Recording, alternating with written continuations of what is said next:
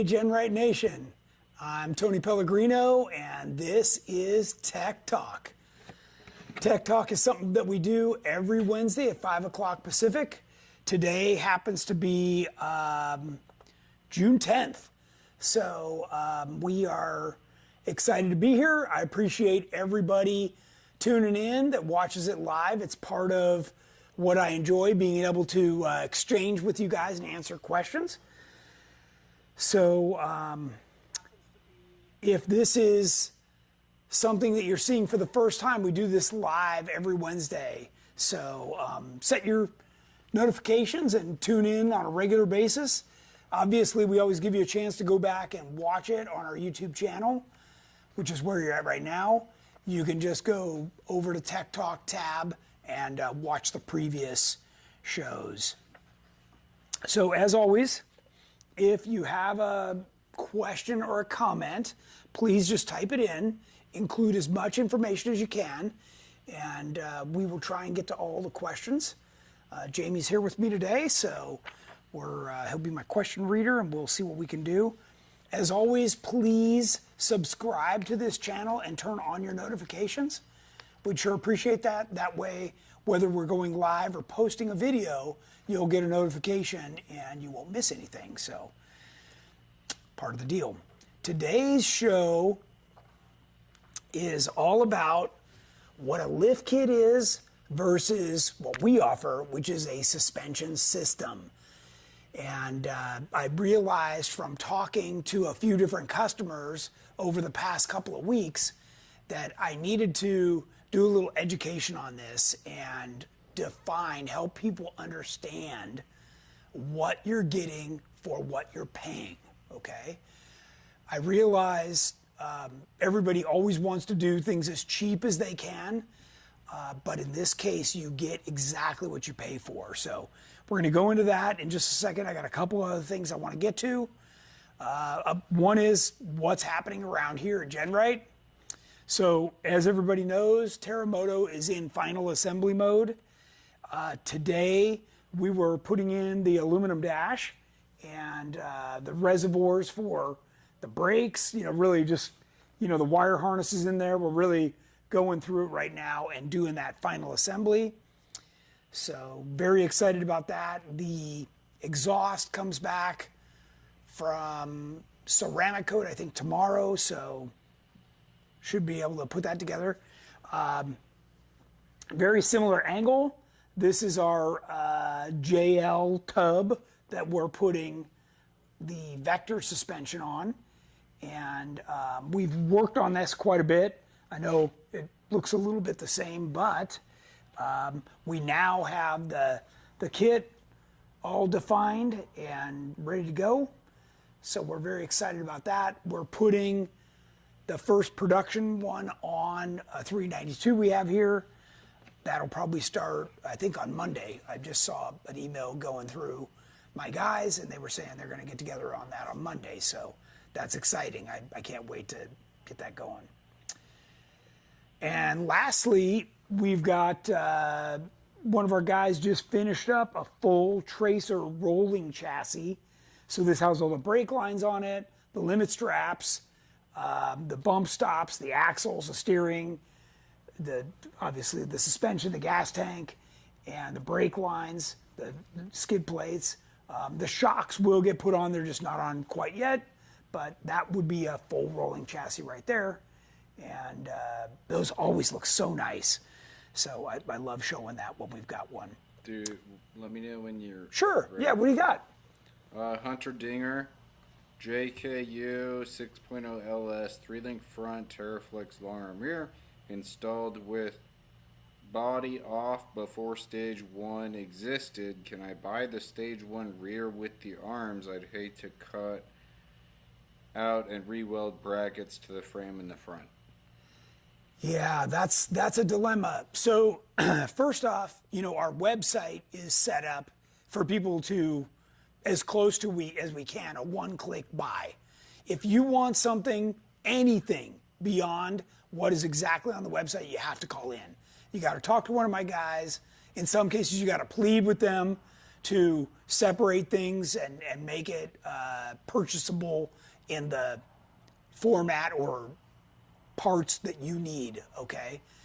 A lot of the time that means we're breaking up a kit, and that's also more difficult. That leaves us with half kits and weird parts. And so just call in, see if you can sweet talk somebody there on the phone and see what you can do. But I'd like to say yes. For the aluminum dash, Yeah. also Matt McDonald, do you have to paint or cover it or wrap it? You do not. Absolutely not. For a long time, I just ran Terremoto with the natural aluminum dash, and it held up just fine. And what I like about it is when it did get scratched or somebody spilled something on it or drug something across it, you know, a seatbelt or whatever, all I had to do was hit it with a little Scotch-Brite and tune it right up, and it looked great. So the way that you're looking at this now, there's panels that go in over the steering column, in the center section, in the where the glove box would be is my GPS. So those big panels just drop in, and it is really nice. Now, we sell those to you, the public, as blanks, so you can put in whatever you want. Mine, I knew exactly what I wanted, so we laser cut everything. So unless you wanted exactly what Tony's running, then you could get the whole thing pre-cut and you just drop the components in and you're ready to go. It makes it a lot faster to put it in. This brand new dash we mentioned last week is all ventilated on the sides and the top, so it is nice. Keep in mind when you do our dash, it does require that you get this changed tube set on the front of the cage. You don't have to have the door bars, but you do have to have the tubes that go all the way down to the floor, because it lowers the dash bar, and man, you literally get 4 inches more visibility over the top of the dash. So you're looking at, like, you get all that as visibility. It's awesome. So I strongly encourage that, or I wouldn't be running it myself. 80 kg Costco chicken. Yeah. Tony, what do you think about narrow versus wide off-road tire debate? Doing so, also getting wheels with positive offset to reduce scrub radius, especially Baja Boss AT 35-inch tires on a TJ. Yeah. Okay. So, good question. I commonly see people that either chose the wrong tire and wheel or they were sold the wrong tire and wheel. You do not, unless you live somewhere where you're driving on the sand or the snow all the time, you do not want that really wide tire and wheel. It's terrible on scrub radius. And what you're literally doing is, even if you have a 35 or a 37 or even a 40, when you put it on the wide wheel, you squish it down. So you're not getting the tall tire that you paid for. So I always recommend an 8.5 or a 9-inch at max wheel width, okay? Never go over that. And that's what you're gonna want for a 1250, 1350 width tire. And that'll give you the right profile. The tire will be nice and square, so it doesn't wear funny, and you don't get the weird scrub radius and trying to offset the wheel more so it stays out of everything that you've got underneath your Jeep. Okay? Sean TJ 2000, I have the opportunity to get some 17-inch beadlocks for my TJ. The beadlocks are 5-on-5. I would need to run adapters. Any issues running wheel adapters? So there is. In your case, you could run I think it's like a 3/4 inch, which would be the shortest you could possibly get. And, that's an okay direction to go if down the road you want to buy some JL axles that are the correct bolt pattern for what you have. If this is kind of an in-between step, so to speak, or a stepping stone on how to get to where you're going. Otherwise, I don't recommend wheel spacers permanently. If you do need to buy wheel spacers, buy good quality ones like Spider Tracks. and use Loctite, okay, on those inner nuts holding onto the brakes. That is super important. Those things, once they come loose, they can start wobbling and beating themselves to death. And even if you go back in and tighten them up, they'll be out of true and it'll never work again. So you've really got to stay after that. What I recommend always is, if you're going to run them, assemble the whole thing, put your wheels on, do the whole deal, torque everything as it's supposed to be, go driving, and then come back, pull the wheels off, and re-torque those spacers. You might have to do that a couple of times before the nuts stop moving. And then you'll know that it's really set, and that's going to be the only safe way you do it. So typically, I find whether it's wheel spacers or other components that are moving, you know, suspension, that kind of stuff, it takes about 3 times to torque something before it really takes its set. Sometimes that's the pitman arm nut, sometimes that's the ball joints, sometimes that's the wheel lugs, sometimes it's the bead lock ring bolts. There's just lots of things like that take a few times before they really set. And you're probably going to find that in this case too. What else you got, Jamie? We got some stacked up questions. Sure. Do you want to carry on or just do No, it's fine. That's fine. On Woods Texas Barbecue 2025 JLU Willys, how crucial is unsprung weight with 1-ton axles for an overland daily driver? For example, 3.5-inch tube versus 4-inch tube, 3/8 thick versus 1/2-inch thick. So we've talked about this on roll cages, okay? And I'm going to talk about it now on axle tubes. Typically, when you go to the bigger tube, they go to a thinner wall. And the reason they can do that is because when you increase the diameter of the tube, whatever that difference is, so say it's 1/4 inch, it's the square root times a 1/4 inch is the increase in strength. So you actually can go with a thinner wall and still retain good strength versus the 1/2-inch thick tube, okay? Now, that said, the 1/2-inch tube, if you're the kind of person that's driving into rocks and stuff, that's gonna hold up. The 3/8, you're gonna dent it, okay? Even though the tube is bigger and stronger, when they're talking about tube strength, they're talking about it like this, right? Not like straight impact, smashing it. It's the bending of it, okay? So as long as you understand that philosophy, that dynamic, then you'll be in good shape. Now, the reality is, if you're at 3.5, 3 3/4, or 4-inch, those are all fine tube sizes. Back in the old days, you know, we were down at 2, 2.5, 2 3/4. Those things just bent all the time, especially once you got bigger tires and went faster. So once you're in that 3.5 plus range, you're fine. And he did say it was like an overland daily driver, not like a... Yeah. Not like we... You know, so overland also means overload, okay? So typically you're carrying a lot more stuff, so you do want good strength where you can get it. But, you know, the reason Jamie re-mentioned that is because you're not out bashing rocks.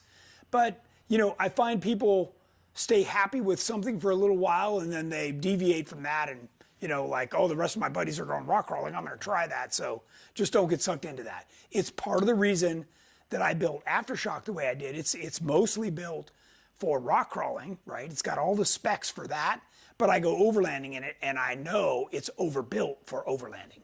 And that's my philosophy. So take it for what it's worth. All right. Javier Oliveras on Raceline beadlocks with Baja Boss tires that you guys run. Do you use a spacer ring to avoid contacting the bead ring due to the thicker bead tip? Okay. So that depends on the tire you're running and how thick the carcass is. And, you know, James, I used to have like half a beadlock wheel here. We cut one in half. Yeah, and I could show the cross section of the tire. But I have a tire right here that I can just kind of point at right here. Yeah, we can. So we can let's do that. Maybe you can follow me with the camera. Let's use this one. Okay. Can you see this section right here? Yeah. So this is what you have to measure. And you have to measure that and then measure the thickness of that compression section of the wheel. And if this is thicker than that section, then you're fine. And I don't even have a wheel that's not mounted in here. But I do have, I just saw in here some of those little spacers that he's talking about. Yeah, we had them. Yeah, I just saw a whole box of them. But they're just little plastic spacers that you put in. And all it does is it makes sure, you know, because this one's mounted, right? So this is easier to see. It just makes sure that when you put on the ring, that it's compressing and biting all the way. Now, you always want this gap to close up when you get to the proper torque setting, okay? So if you get to the proper torque setting, or you get to the proper torque setting and nothing's biting, then yeah, you got to use the spacers, okay? So that's important to look at and know, you know, what's going on. Certainly, the last thing you want to do is put 30, 32 pounds of pressure in here and have this thing like squirting off of here. That kind of even presents a dangerous situation. So you definitely want to be careful about that. And it's a good question and something that you should be conscientious of. Okay. But Raceline does make those spacers, and they're inexpensive and they're easy to use. Correct. Okay.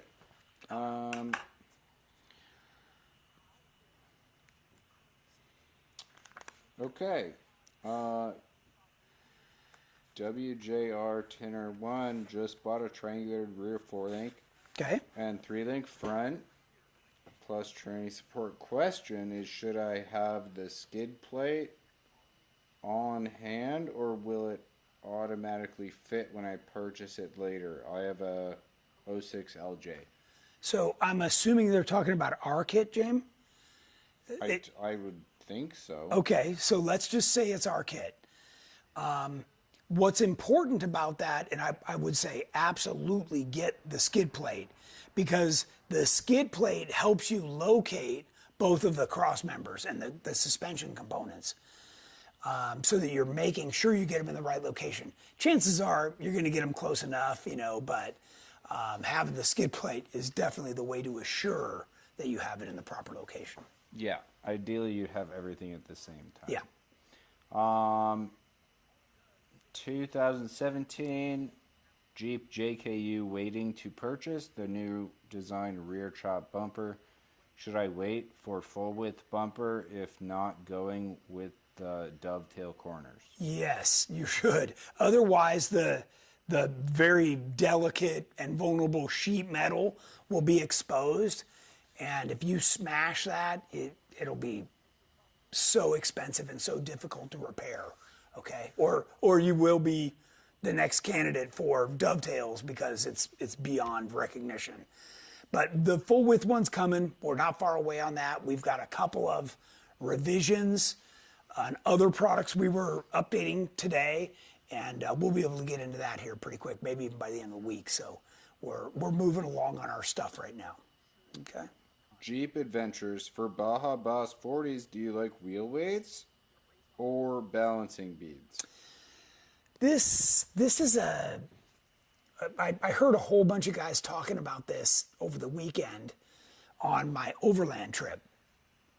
So first off, I want to say that I don't run anything on mine, and I don't think Jamie does. We literally throw the tires on the rims, torque everything properly, air them up, they get on the vehicle, and you know, I drive mine. I just drove it 80 miles an hour to and from the overland trip with no balance issues. So, you know, look, if you get a tire that is really off and you have no choice but to use weights or balance beads, I know the tire shop prefers the balance weights, okay? They don't like it. The guys that are taking the tires on and off, by the time you bring it back in to have your tires dismounted when they're worn out, that stuff is like dust inside or sand, and they're like pissed off about it. So I know they absolutely won't recommend those balance beads. So you got to kind of do what's right for you. The beads, the nice part about those is they're going to shift within a couple of rotations to wherever they're needed.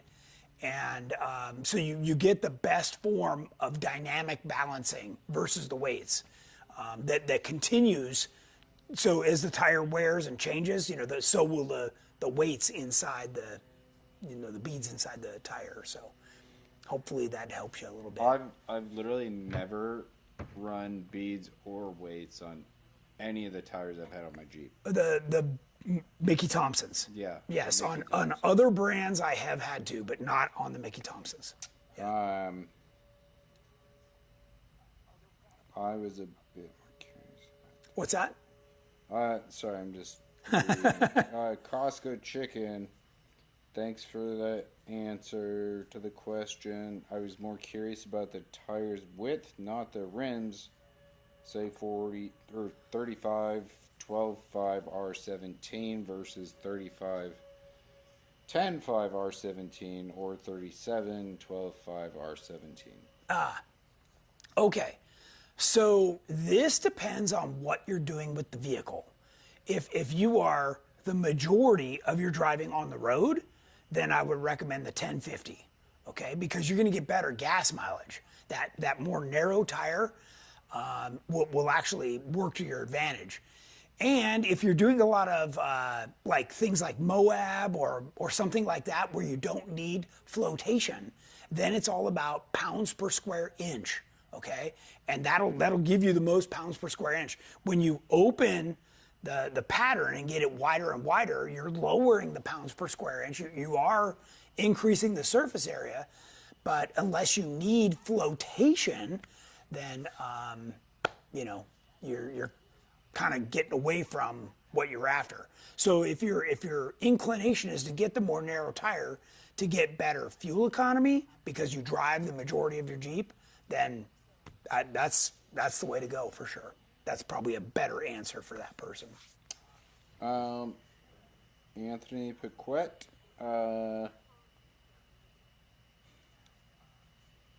Watched last week's show late and wanted to see if you remembered the name of Terremoto 2's new hood. Terremoto's one hood was from True Fiber and they're no longer produced. Right. And we mentioned on the show, it was a company's name that started with an A. Jordan threw out a couple of names and it was the one that started with an A. But it was like Alpha or something like that. But I'd have to go back and double check that. Because when I got it, it was out of the box, so I don't know. And there's nothing on the hood that says. So. Anything with an A. Yeah, something with an A. All right, that's all we got for now. So wow, you guys are on it with the questions. That's great. Yeah. Okay, featured product. So last week I showed, are we still pretty zoomed in, James? Yes. I showed this little catch can, and I did not get a full chance to talk about how it works. And what it is this one tube right here is level with the bottom, and this tube runs all the way up in the top. This back here, this is a drain, okay? So what happens is if you know you have fluid in there or you suspect you do, you just open the drain, and just like draining your radiator, the fluid will run out, whether it's gear oil or transmission fluid or whatever. But this setup is designed in line as a vent. Okay, I want to make that very clear. So what you do is you take your axle vent and you put it on here. And the reason you do that is because until this bottle fills all the way up, no oil will actually come back out the vent tube, okay? And when you stop, because your axle gets very hot, I don't know if you've ever reached under there and touched your differential cover, but that sucker is usually 275 or 300 degrees. The fluid expands, it goes into this jug or this little catch can, and as soon as it cools off, all the fluid runs back down the tube into your axle. That's the beauty of this, okay? Now, we also use this in racing, and we're required to, because when you roll over, none of the fluid can come out, okay? Because the tube's going in, even if fluid goes in, this tube is higher than the actual item, and no fluid can come out. So that's a real benefit to something like this. And you know, if you want to be environmentally conscientious about your vehicle, this is a great addition.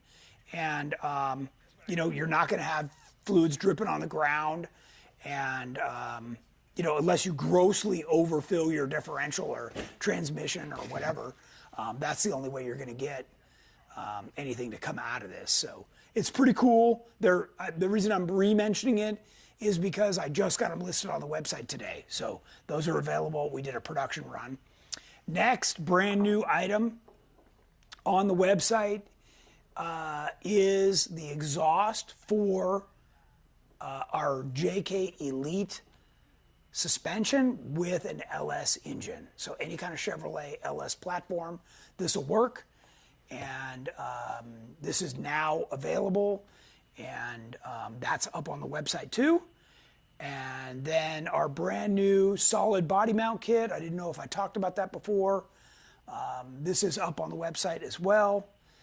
And one of the reasons I'm talking about a lot of this stuff is because I made the conscientious decision that as I'm doing things on new Terremoto, I'm making sure that those products become available to you, the public, okay? Because that way, you know, you're not like, oh, hey, Tony, he's got all this cool stuff, but nobody else can have it. No, this is all available. And I'm not gonna call this, like, this is more of a bolt-on, but, you know, some of this other stuff is not a bolt-on. You know, whether it's dovetail corners or frame shop bumpers or, you know, some of that, because I've developed a bunch of new stuff that we talked about in last week's Tech Talk.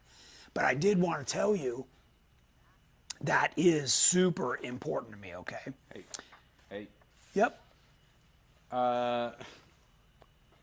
Will you eventually make dovetail corners work with the V1 JK cage? Okay, we actually looked at that today. It's a 2-inch difference from the V1 to the V2, that height. So some people have already bought the dovetail corners, and they're making the longer brackets that go from the cage, you know, down to the corner themselves. I'm not quite ready to do that. We just got the dovetails into production. They're shipping. I've got a ton of stuff on my plate, you know, that we've just talked about that we're trying to work through and get, you know, revised into market. So eventually I'll get there. Right now you could buy the tube that we're talking about for your V1 cage that's on the V2 and put that in. So that is an option for you. WJR Tenor, when going to coilovers, should you weigh each corner of the vehicle when dialing in your suspension? I carry a lot of tools and it sits lower in the back on my springs now. Okay. This is a good question, and if you have access to scales, then sure, weigh it, right? They'll give you each corner's weight. What I can tell you is I carefully pack my vehicle, okay? And I also know that when you're driving your vehicle and you take off, it always dips to the passenger side rear. It's the torque of the engine, okay? So sometimes I compensate for that. Like if I notice that spring is sagging, I'll add a little more preload. I can do some other stuff. Or I'll move weight in the vehicle and compensate for that, okay? Meaning my tools, or I'm not gonna add weight to my vehicle, but the things that I carry, I will shift around in there. Sometimes I move things from the back forward into the footwells for the rear passengers just to help distribute some of the weight. These are all things that I conscientiously do, and you should too, if you have that ability. Okay. If you got the coilovers from us and you answered the questions that we ask, then the spring rates are going to be within like 50 pounds of where they should either be right on or within 50 pounds. So unless you radically change something in your vehicle, like you went from, I had hard doors, hard top, and a spare tire on the back, and now I don't, well, that's going to radically change the amount of preload and spring rates that you need. So when we ask you questions about what's in your Jeep, you have to be brutally honest about what you really carry, okay? And it also means, like when I go to Jeepers, right, I'm a lot more heavy than I would normally be, but I'm also driving slower. I'm on the trail, with 300 other people and just kind of poking along. So you just have to have that expectation. Now, I could go through and reset my suspension, add preload, but I don't want to do all that work if I can't go fast anyways. So yeah, you just kind of got to weigh your options. Okay. WJR Tenor again, new to coilovers. Reason for question, how do you determine the ride height compared to a 5-inch lift? So, okay. Again, if you bought our suspension, the instructions clearly show you how to set the amount of shock shaft showing and how high to make the tower. And the height of the tower will dictate the height of the vehicle. Because if we've sold you the right spring rates, then you're not going to have too much preload. Because otherwise, if you mount the tower all the way to the top, then to get the vehicle to get to the height you want, you got to add a bunch of preload, which means you've completely jacked up the way the whole thing's going to ride. Because you can add spring rate to move the preload up, but now the thing's going to ride like a rock, and that's not why you got coilovers. So you really need to pay attention to what we say in the instructions to get that correct. Same watcher, should I go with a 2.0 or 2.5 King's coilover 06 LJ? Well, that depends on the width of your axles. So you don't want to have to put spacers or big offset wheels. Sure, you can, that's not as big of a deal in the back, but it's a big deal in the front. So I'd really need to understand more about your vehicle, or you could call in and talk to my guys who are, both drive that same vehicle, so they could give you a lot of insight on that. But there are minimums. It's about the width of your fist that you need between the inside bulge of the tire and the shock, like the spring on the shock. Or at articulation, it's going to rub hard, okay? Like hard enough to take the paint off or break the slider. So you are asking the right questions, but all of that information is enclosed in our instructions. Because the first thing I tell you to do is take measurements of everything on your vehicle. You need to absolutely know where you started as a baseline, okay? Because say in your mind, you wanted this thing to sit 1 inch, 2 inches lower than it did, then you better know where you started, or man, that ship sailed, okay? What else you got, Jim? Joe Alice, do you mount or do you tie your seats into the cage, and why? Say that again, do I mount what? Do you mount your seats, do you tie them into the cage? No, not typically. The seats are secured to the tub, right? The floor of the tub. There's extra reinforcements in there, and those reinforcements tie into the body mounts on the Jeep, so that effectively they're tied to the frame. Then, depending on the seat belts you're using, sometimes they tie into the cage or they tie into the seat mount itself. And the seat belt is really what's holding you in. I'm not as worried about the seat. In fact, I don't know if you've looked at your seat, but the mounts on that thing are pretty cheesy. So in a lot of cases, I'm not relying on the seat to save my life. I'm relying on the 3-inch wide harness. And, like I say, sometimes that's tied into the tub, the seat mount, or the cage, depending on which kind of harnesses you bought. And I always run the 5th point. So if you're not running that 5th point, you're doing yourself a disservice. Get that, okay? Or seats that have that.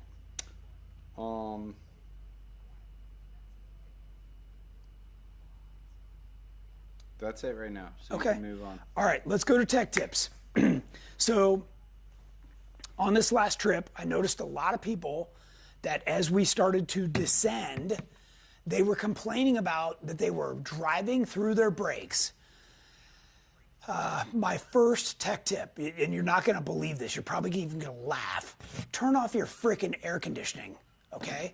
When you turn on the air conditioning, it bumps the idle up, which makes the torque converter pull, okay? Turn it off. That's that. Like the moment you feel that, turn it off, and I guarantee it'll stop, okay? Next, throttle control. You need to be smooth, okay? Being smooth will also make everything on your Jeep last longer, okay? And what I'm specifically talking about is when you're in low range, in the rocks or some kind of obstacles, you need to be driving 2-footed and controlling the speed of the vehicle with the brake. So you set the throttle slightly off idle, okay? And you control it with the brake. The reason you do that is you take all the slack out of the driveline. And the moment the front tires hit something, they crawl it. Otherwise, if you don't do that, you drive up to something and you bump it, and your vehicle literally comes to a stop, or sometimes even bounces back. So you don't want that. Trust me, as an occupant, that is a long frickin' day, okay? What I want is smooth crawling, okay? It takes some time to master this, okay? Practice. And trust me, the moment you get it dialed, you'll feel it. You'll be like, oh my God, that was way better. And you're not like punishing your body and your neck for beating through the trails. And you've just extended the life of your vehicle and all the components underneath it. So practice that. Super important. Those are my tech tips for today. All right. The core of the show. I don't even know what time we're at. Oh, we're about halfway. Okay. We're a little more, yeah. Lift kit versus suspension system. Okay. First off, GenRight sells a suspension system. Okay. Common terminology with people, especially off-road shops, is lift kit. Okay. And there's a couple reasons for that. Most of the time, what people want is to spend minimum buck and get a little bit more height so they can put a bigger tire on, right? Lift kit, tires, and wheels. This is your least expensive option, okay? It's what we call a puck lift.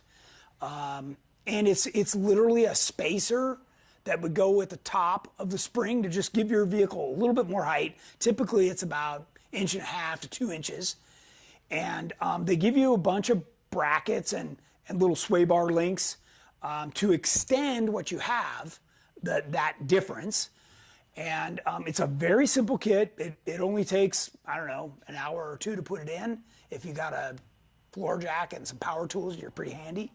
And your vehicle's not rusted or beat, you can get this in pretty quick. Now, this is appropriate for somebody that wants to build a vehicle like this. So these are 35-inch tires on the stock suspension with the puck lift and added wheel fenders, okay? So with our GenRight fenders, that opens up the wheel well, plus the little puck lift. You fit the 35s, no rubbing, and this is the most important, the vehicle drives exactly like it did before you just touched it, okay?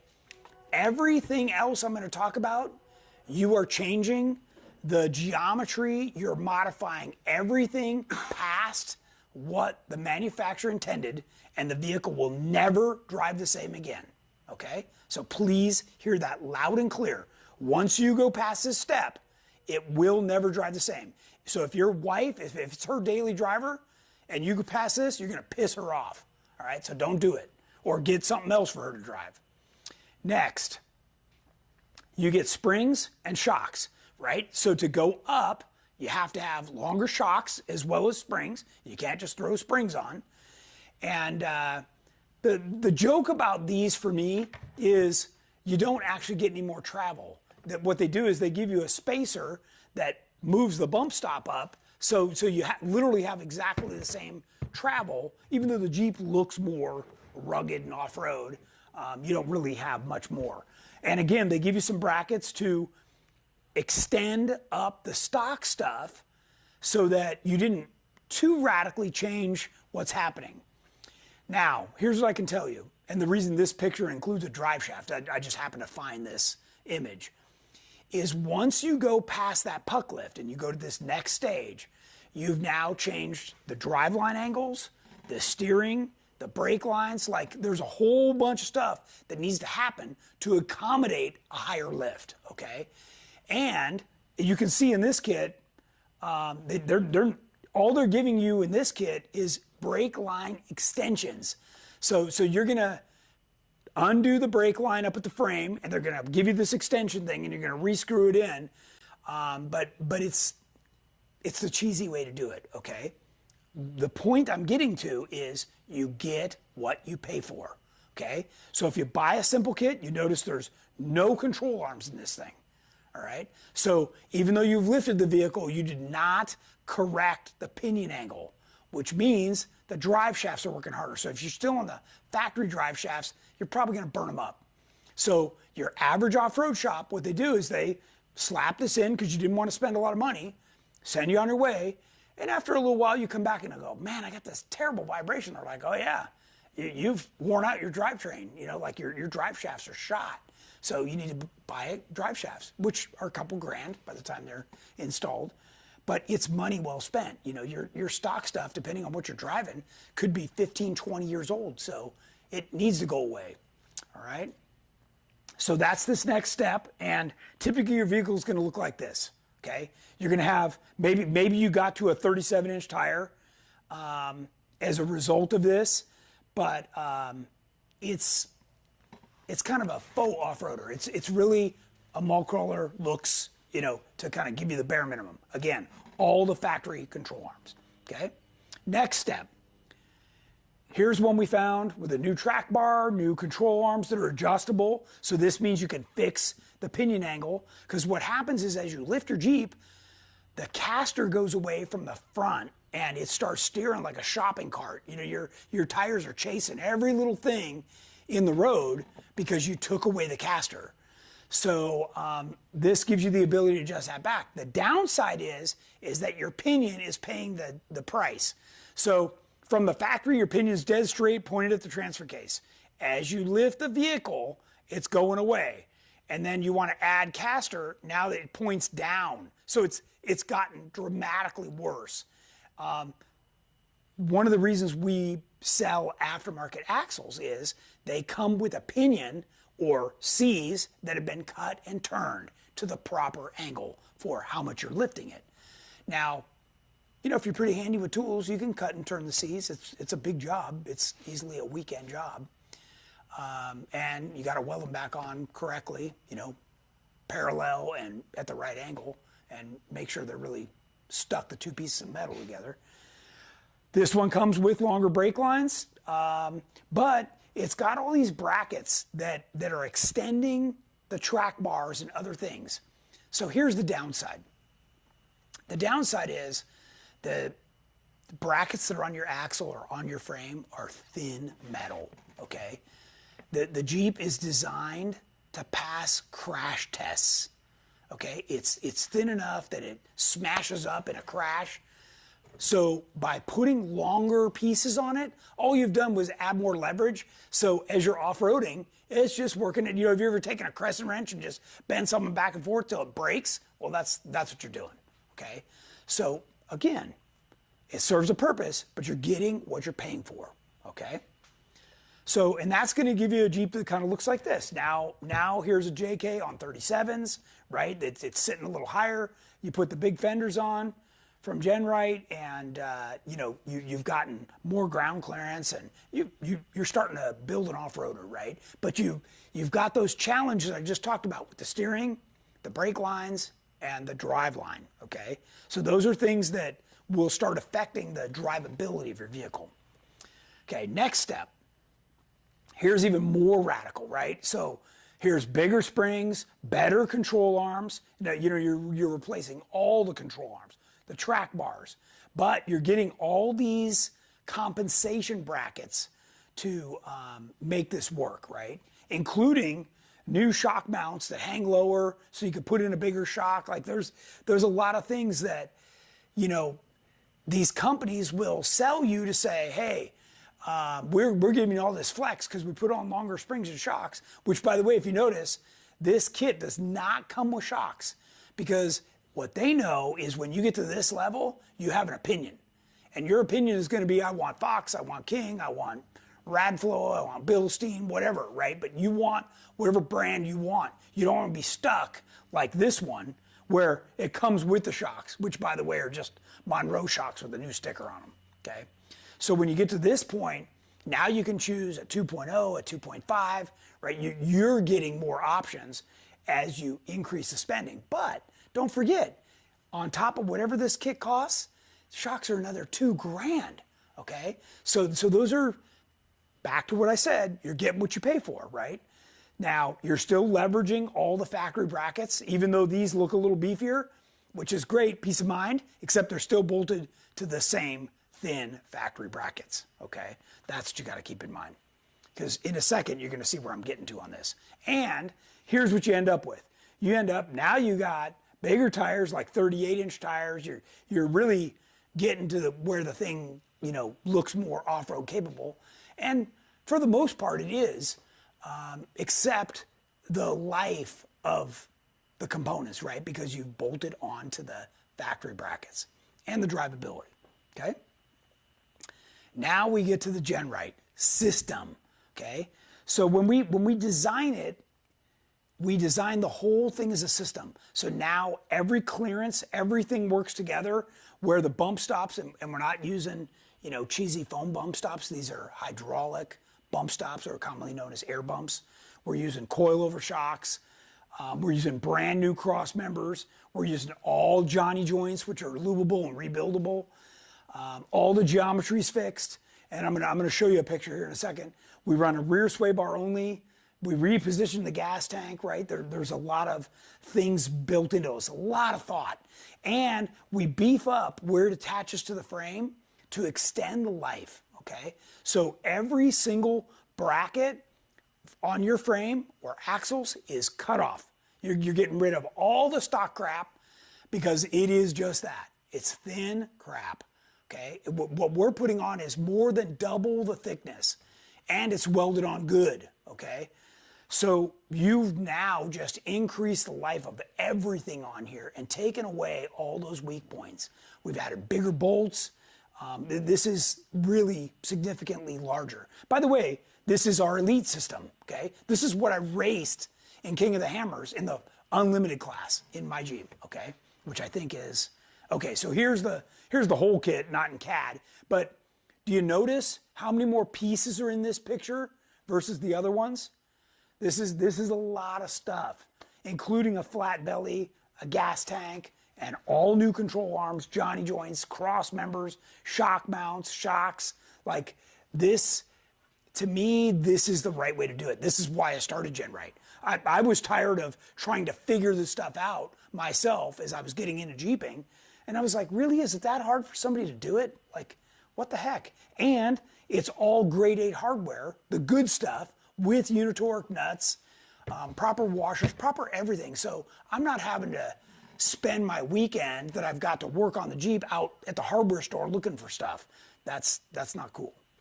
Okay, so one of the reasons we included this picture, this is on Sledgehammer, and one of the things about the GenRight suspension system is that we've got all the geometry right. You can't get the geometry correct by still using all the factory suspension points, okay?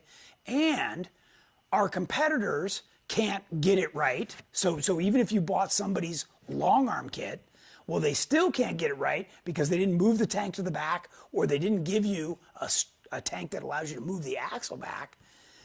This one, because it's a double triangulated system, has no rear steer.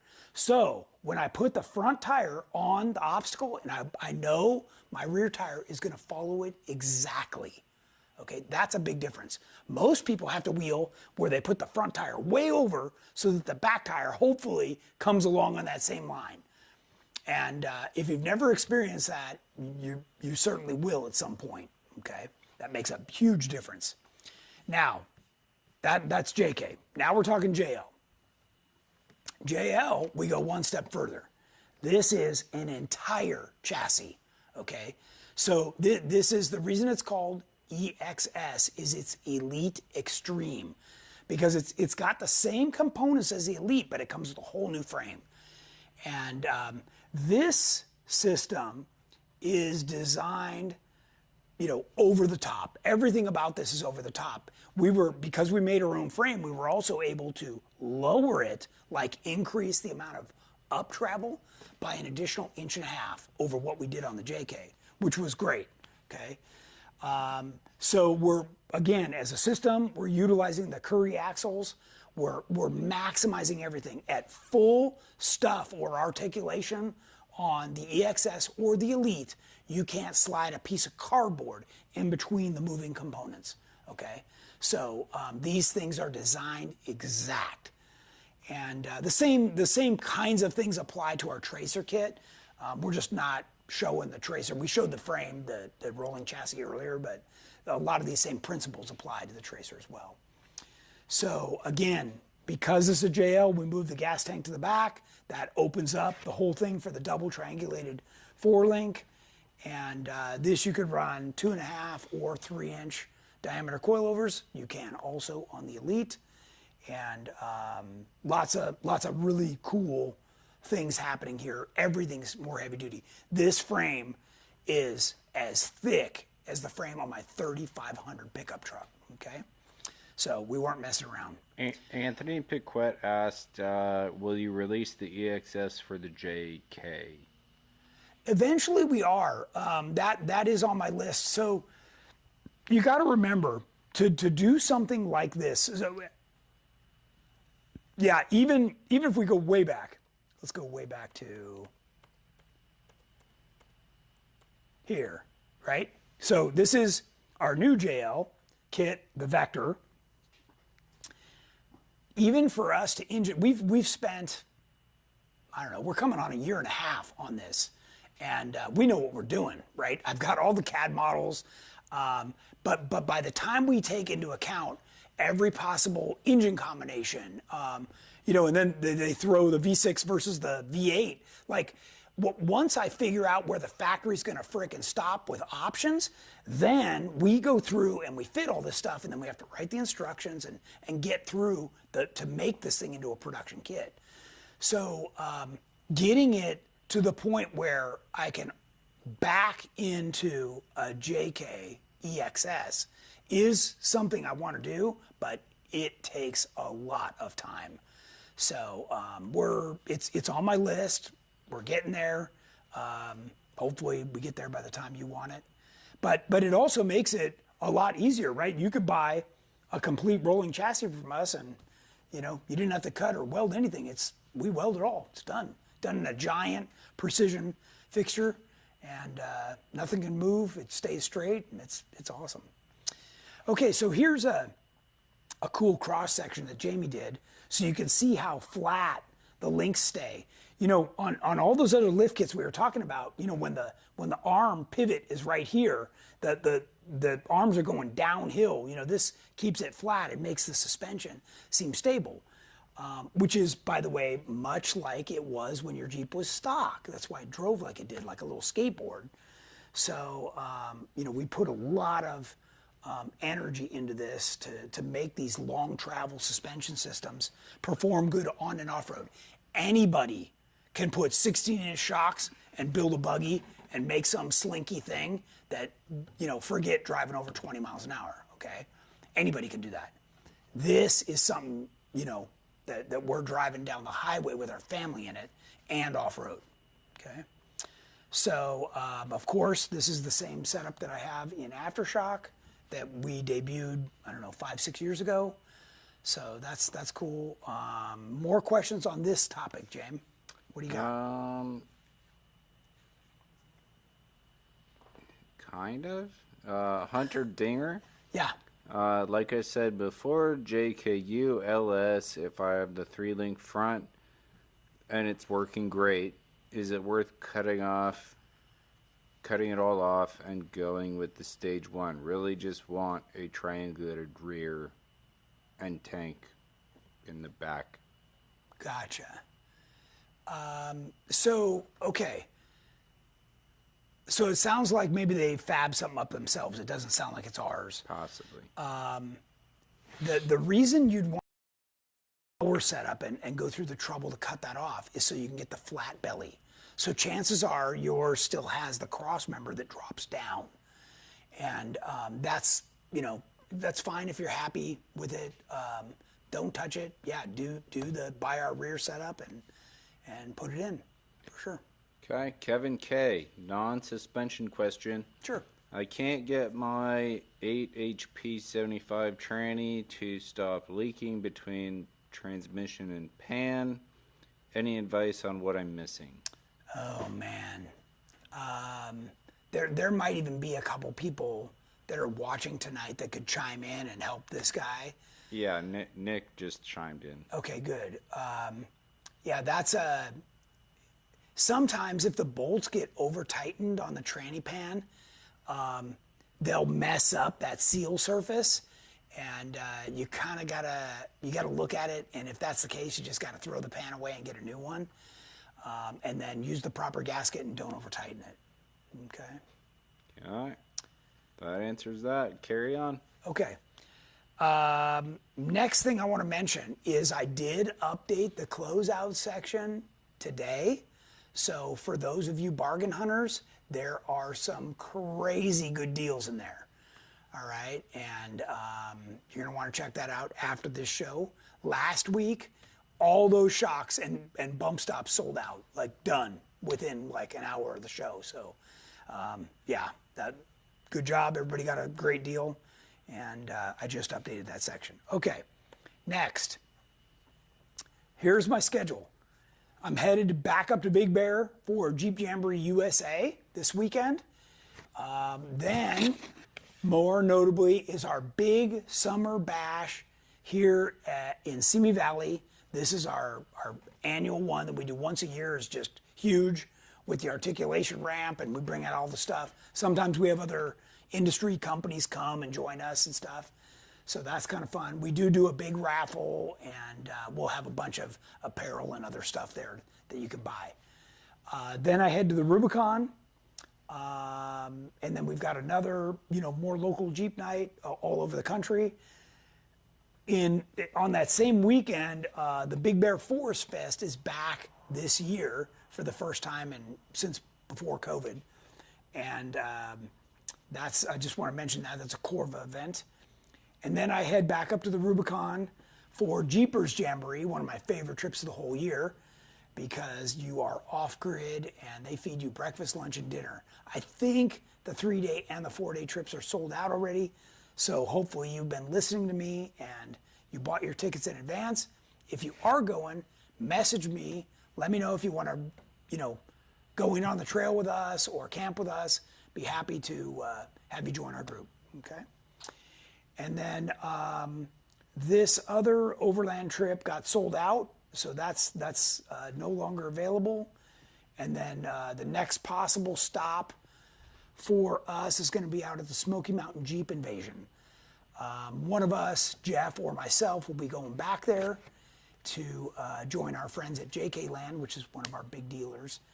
And they've got a bunch of GenRight builds they're bringing, and we'll be helping them in their booth. So, and then after that, I think is Trail Hero is our next thing. So please make plans to join us at all or any of that stuff.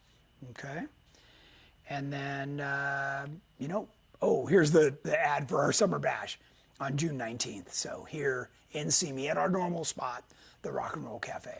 So it's a fun time, and the evening goes quick, and there's a lot of people there. And LJ Cowboy asked, are both Jamie and Tony going to be at Summer Bash? The answer is yes. Heck yeah. Yes, I will be there for sure in force.